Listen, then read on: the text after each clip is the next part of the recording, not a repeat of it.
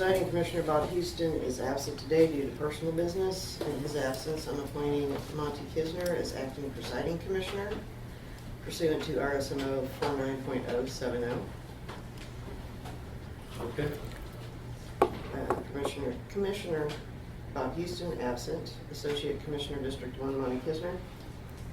Present. Associate Commissioner District 2 Ryan Johnson. Present. I guess I called the meeting over. Let's stand for the pledge. Pledge Allegiance to the flag of the United States of America and to the republic for which it stands, one nation, under God, indivisible, with liberty and justice for all.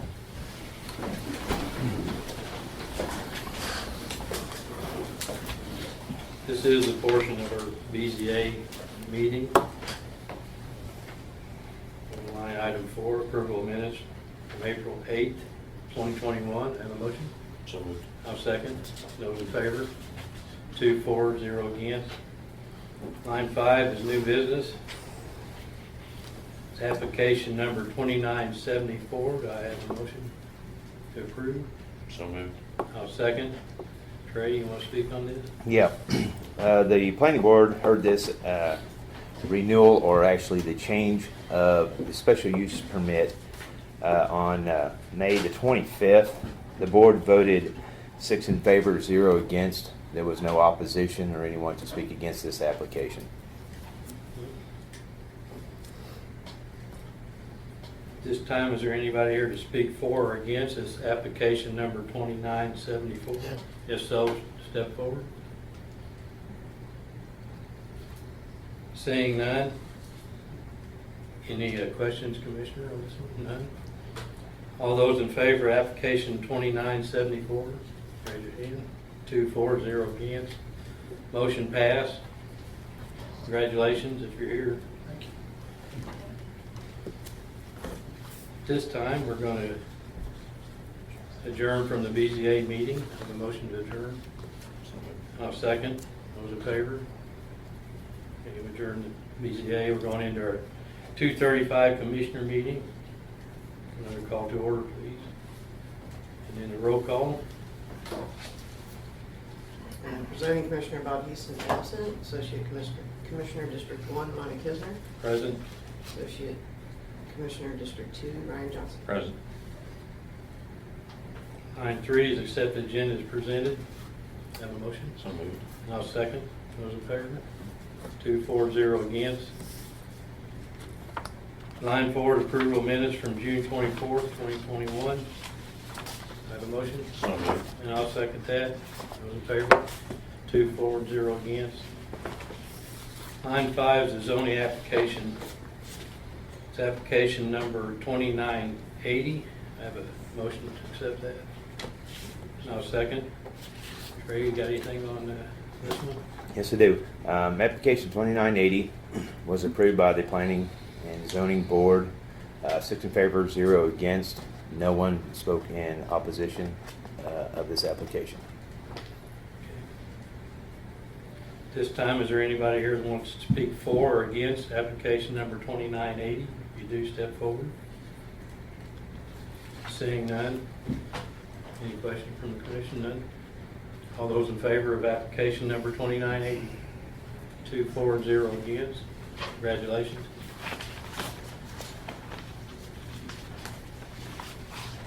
Line item B, application number 2981. Have a motion? So moved. And I'll second. Trey, any report on it? Basically the same thing. This application 2981 was heard the same evening. There was nobody against this application. They got up and spoke, and the board voted 6 in favor, 0 against. Again, at this time, is there anybody here to speak for or against application number 2981? Seeing none. Any questions from the commission? None? All those approve of application number 2981? 2, 4, 0 against. Congratulations.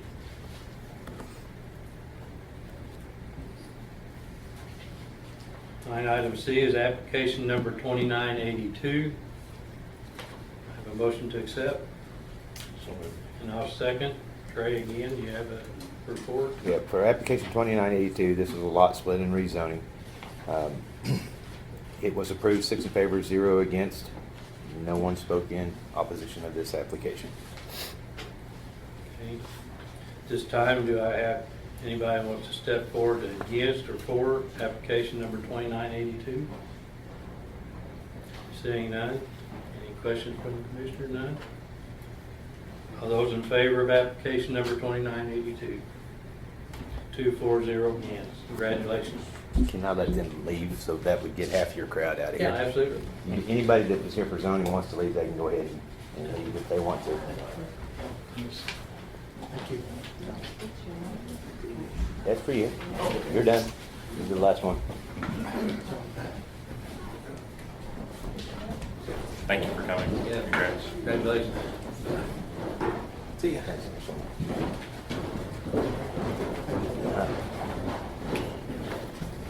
Thank you, Mike. Line item 6, we're going to table it at this time. The city has some work to do yet. They contacted me earlier. Line item 7 is resolution number 2127, approving agreement with Gila LLC for credit card payment services to the collector's office. Motion. Just a move. A second. Chris, you want to speak? Yes, sir. Good afternoon. As you all know, we operate an online payment portal at casscountycollector.com. Behind that payment portal is a company called Forte. They're part of the CSG group, a Fortune 50 company. They offer debit and credit card processing services as well as what we call e-check or electronic check.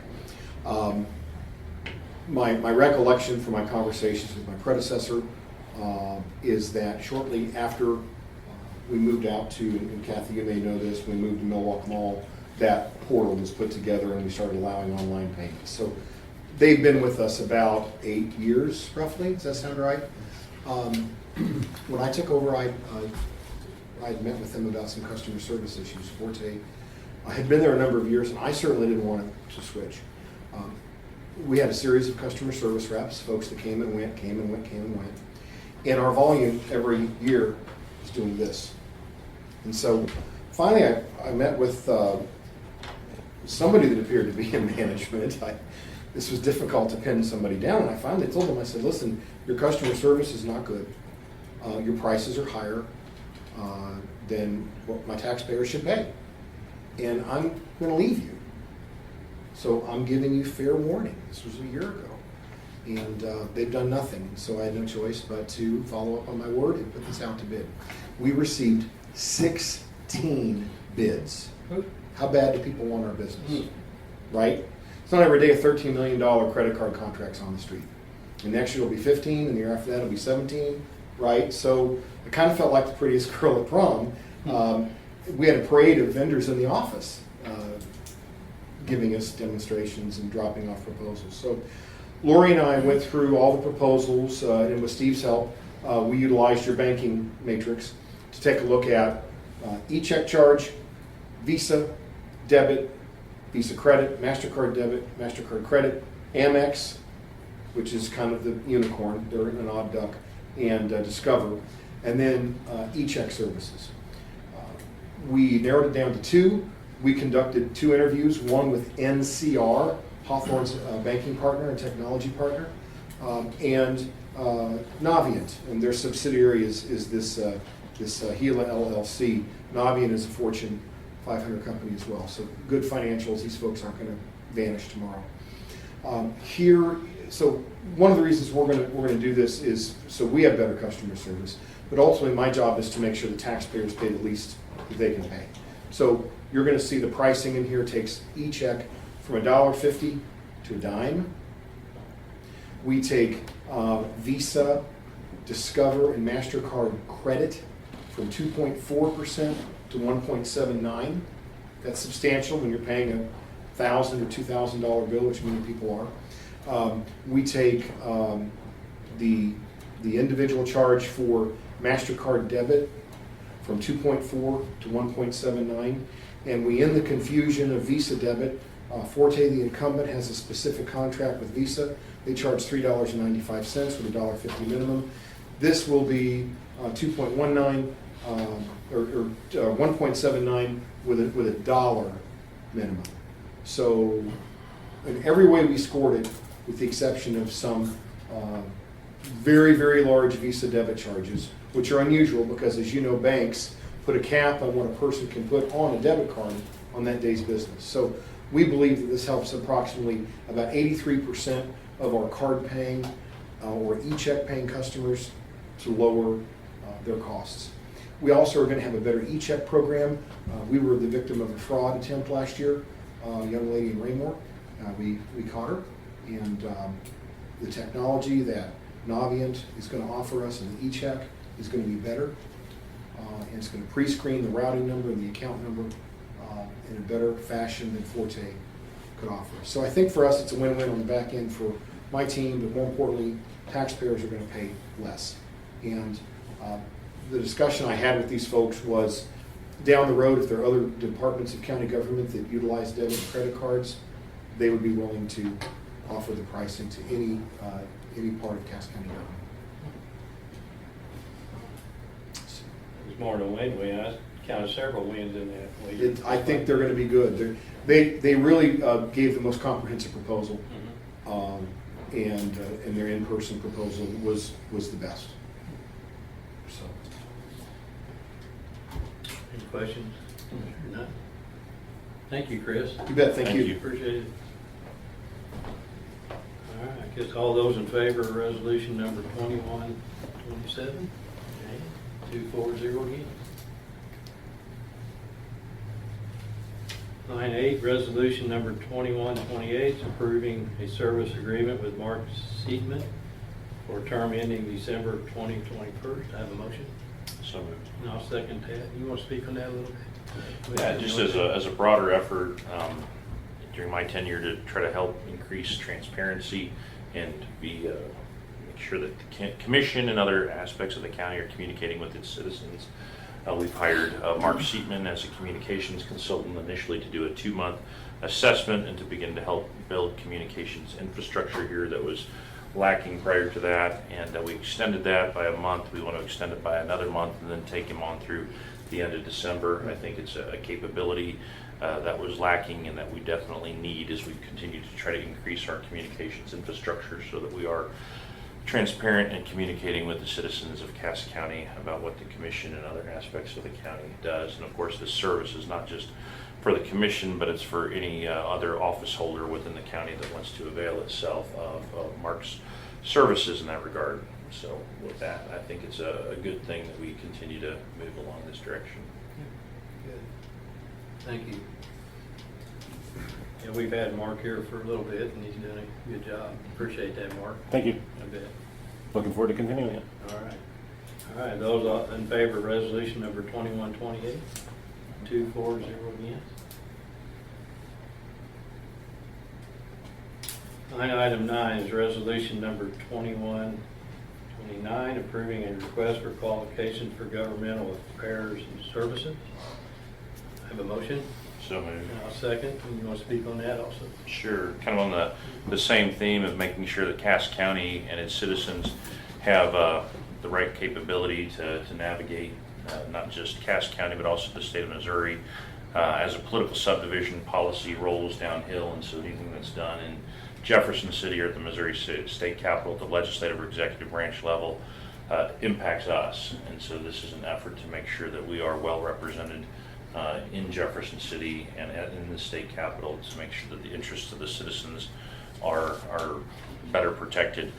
Just in some quick research here, there are a number of counties that have this capability already. Counties such as Cole County, Boone County, Saline County, Jefferson County, and many other county entities employ governmental affairs services. I would note that even the Cass County Emergency Services Board, had a government affairs professional on contract for it looks like a 2-year period. So this is something that's not foreign to us, but I think will be better position us to serve the citizens of Cass County and protect their interests at the state level. So. And also the growth of our county and where we rank in our state is very important too. So- We're the 10th largest county in the state of Missouri, part of the greater Kansas City metropolitan area. And yeah, I mean, I think if we don't move to try to protect our interests, then other people will take advantage of that. And I think this just helps bolster our position in the state of Missouri. Okay. All those in favor of resolution number 21-29? 2, 4, 0 against. Line item 10 is the Cass County Sheriff Office bid accept and bid award for new mobile command unit, emergency vehicles in court. Have a motion? And I'll second. Anybody want to speak on behalf of this? Yeah, I'll give a little update. I would like to commend the commission on the previous two resolutions because those are both critical things to the growth of this county, whether it be the ability to communicate with our citizens and let them know what we're doing, YouTubing the audio from your meetings, to making sure that legislation that is important to our county gets attention that it needs in the capital. So I think those are great programs. To the point of the mobile command, I'll give you a little update real quick or a background. We actually had this on as a budget item last year, but at the beginning of the pandemic, the county was concerned, and rightfully so, that we would probably see a reduction in tax revenues. There was a request that we look to freeze about 10% of our revenues, and we eyeballed this as one thing that we wouldn't spend money on. As it became apparent that the money was going to be there anyway, even though we didn't spend it, we asked that the money budget would be put into a reserve account to be able to utilize this year as well. The commission agreed to that, and we started to proceed with this. We currently have a mobile command unit. It was purchased about in 2010. Up until that time, that was kind of a foreign piece of equipment to us, but we recognized the need. But maybe the resources weren't available back in 2010. We were coming out of the 2008 crash. So we purchased this one without any tax dollars. No county tax dollars were spent on it. We spent about $200,000 on it on some accounts that are with in the purview of the sheriff's office, where we collect some fees for certain things. And we immediately used it. We deployed that night of the Joplin tornado. I took 14 people down there that night, and for a number of days we operated out of it. We actually took over a 10 square block area in the middle of the devastation.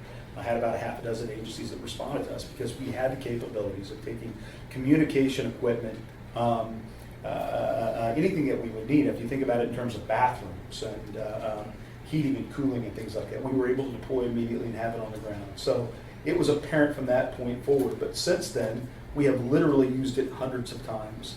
We had an officer-involved shooting here a couple of weeks ago down in the city of Garden City. That requires a lot of resources to be brought to bear, a lot of investigation to occur, and requires us to be on the scene for a number of hours and hours. As the weather has been somewhat uncooperative, it rained that day. Be able to get deputies outside of the rain, under the awning, or have a private place to sit in air conditioning when it's hot, to bathrooms. These are critical things that we need, not to mention the computer systems and the radio systems and all the critical infrastructure we're able to deploy in a moment's notice. Matter of fact, if I'm not mistaken, Commissioner Kisner actually had been in a mobile command unit here in the last year or so. We had a double fatality on a fire where a mother and an adult child were killed in a fire. And from that scene, we left that night to go work an officer-involved shooting on the interstate in Bates County for their agency. So this product has proved itself over and over. But it's getting a little long in the tooth. We have had to park it outside for the last 11 years. It is a fiberglass unit with a lot of shrinkage occurring on insulation and or filler around air conditioning units and things like that, which has caused it to leak. We had a number of leaks that dripped onto computer equipment, lost that. Radios, $6,000 radios getting that. We're seeing cosmetic issues with the floor coming up and surfaces starting to degrade.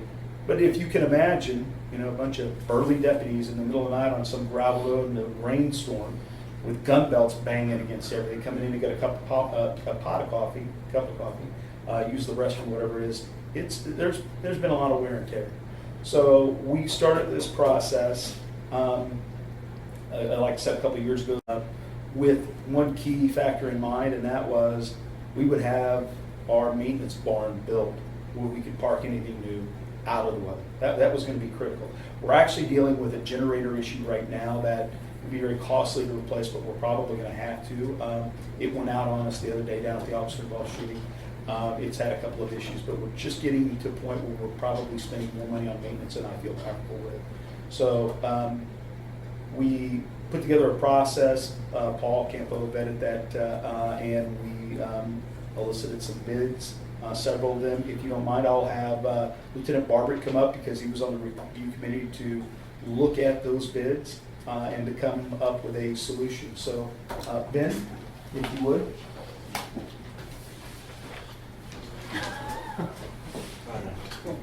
And he read them all. So we had 6 bids come in from all over the United States. It ranged anywhere from $400,000 to $750,000. We ended up choosing the EVI out of Florida. Their cost ended up being around $574 plus the fuel options, so we're around $590,000. They ended up having a really good warranty. They have the quickest delivery of 150 days. They also have a chassis on hold at the factory, so they can start immediately. The other companies did not have a chassis, and they're all struggling with Freightliner with a chip shortage. So Freightliner's telling them it's probably going to be first quarter, most likely of 2022, before they can even get a truck to them. And then we're talking on some of them maybe a year build out from that point. So we're maybe 3 years down the road before we see anything there. So, anybody have any technical questions? So basically, what we ended up with is what was the footage on it? It's 40 foot altogether, so 32-foot box. Something they provide that they didn't have at the time we got a first one was the slide outs. Now, if you can imagine being able to double and triple the size of your vehicle by being able to slide those out. When we're talking about a dispatch center in there, a computer, and people sitting in there for a long period of time, to be able to get more room to allow people to walk through, that was key. So there was an expansion not only of length, but actually of width of these vehicles. We did have some things spec'd out. We learned something. You know, those deputies coming in the middle of something to use the bathroom. Let's put the bathroom with an entrance from the exterior of the vehicle, so you don't have to walk through a meeting room or a dispatch area to get to it. Things that we obviously learned about. We learned from our mistakes. Let's just put it that way. So we're putting a tower on it as well, because we ran into lots of radio issues. When you get out of our radio system, when we go help Henry and Bates County, they don't have a good radio system. So I need height on our antennas, so we have a mast, a 40-foot mast that's going to be on this thing. We deployed to both of the Clinton officer shootings, and we were at the our radio system for the metro area is one of the best. You know, we can talk anywhere in the metro and a lot of different areas, but when you go south, their systems are old and antiquated. We can't connect with them. So our ability to communicate becomes very limited. In Clinton, on those incidents, we were actually dispatching other agencies out of our unit, but what we found was, as the terrain changed in that area, there were a lot of times we weren't able to get a hold of people. So that's a critical thing. So adding a mast that will extend up and give us greater range was something we identified as really important. So at the end of this, we did select a company, EVI. Once again, they're out of Florida. They can guarantee us a turnaround of about 180 days and actually have a chassis on ground that they had held for this. So we're talking a quicker turnaround. They've been in business for 50 years. They're a reliable company, plenty of references. We feel comfortable about it. We are spending a considerable amount of money. We knew it. We got 10 years out of the first by being able to, or 11 years, by being able to park this one in the barn. I would expect to get 15 or 20 out of this next unit. We're kind of at that point. And we are going to look to see what our solutions might be for getting rid of the old one. We're going to get some numbers from the vendors that would be something they may be able to offer and then turn around and trade, and then base that off of maybe the need to take it out to bid. I'm not sure where that falls out, but we do expect to get a recoupment of cost back on that first one. But once again, there were no tax dollars spent on it, so I think we got our money's worth out of it. This $574,739 on the sheet that you Yes. included in my packet. That's a decade-plus investment. That's correct. It's, well, yeah, it would be a decade and a half, maybe 2 decades investment, what we would estimate that to be. And Sheriff, do you believe that this capability is something that's critical in terms of protecting the citizens of Cass County and in terms of their safety and security? I know that it is, and I know that it is based on past experience. This isn't a guess. We bought the first one, it was an estimation, and that's why we didn't use tax dollars.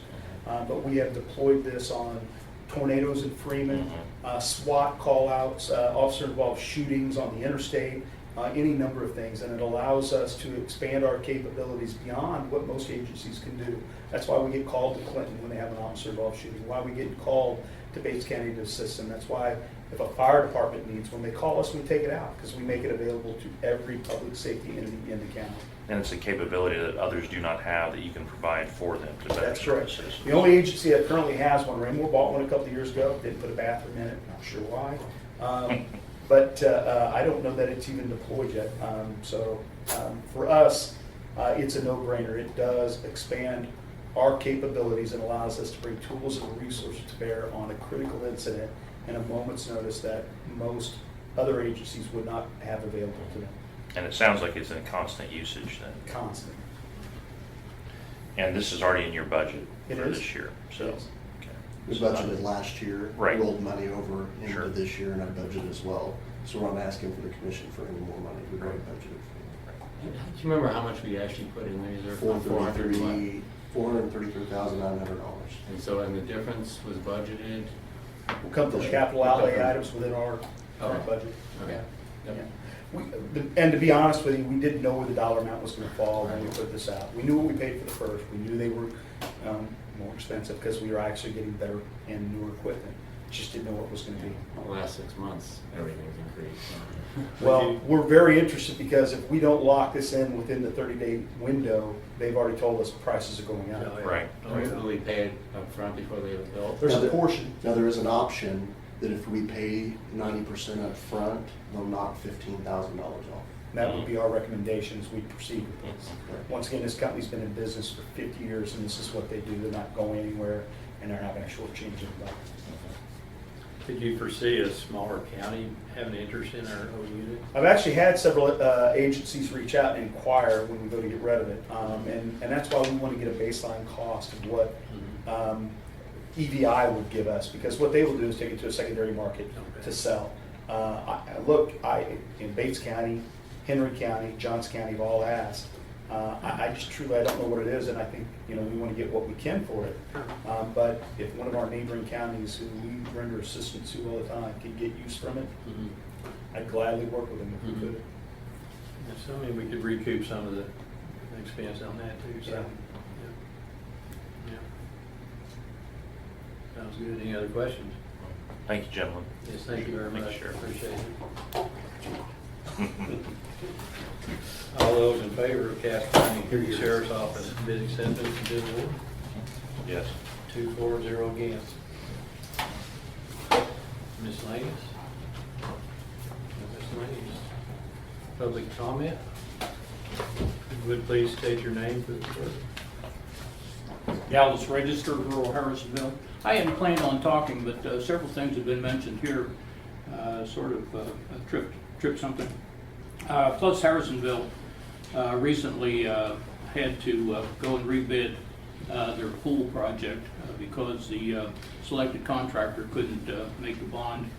I don't know if it already exists, but if not, I would suggest that prior to releasing a contract, that the county review the Dun & Bradstreet rating of the contractor, because in my past experience, that should the contractor go bankrupt, that contract becomes an asset of the company, and the county could end up having to pay for something that we never got. So that's just a suggestion of mine. Thank you, gentlemen. Any other public comment? Seeing none. Commissioner Communication? Having none. Okay, we're going to adjourn into exec session under 610.021.2 real estate. And we'll return back to a regular session just to, for sole purpose to adjourn.